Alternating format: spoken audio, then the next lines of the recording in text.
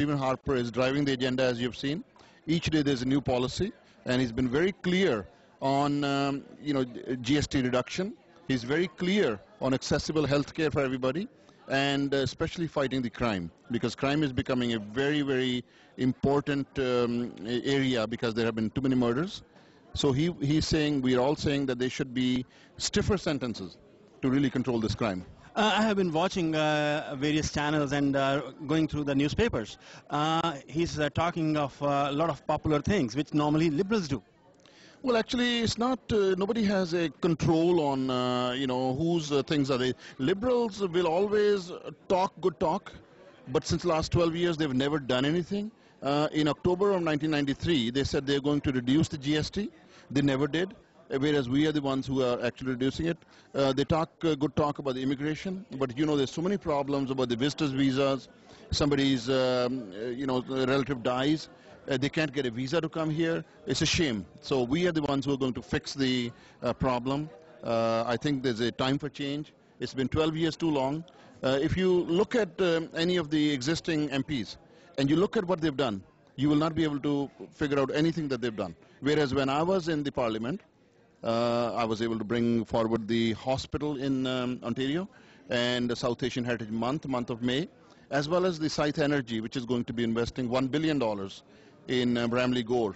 So, how you assess the performance of the parliamentary member, Mr. Wajid Khan, against whom you are contesting?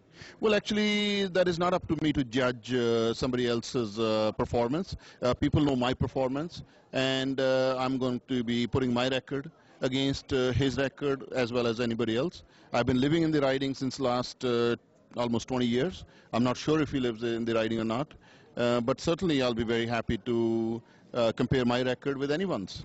This election was called for because liberals, they were found to be, or people said that liberals are doing a lot of corruption, right? But in the election campaign, the corruption issue is not, very focused. Canada as the third world country, because they've been buying votes, they've been buying, even some of the MPs like Belinda Stronach. So I think it's a shame. We don't expect that in a country like this. We're going to bring forward a very ethical government, very transparent government.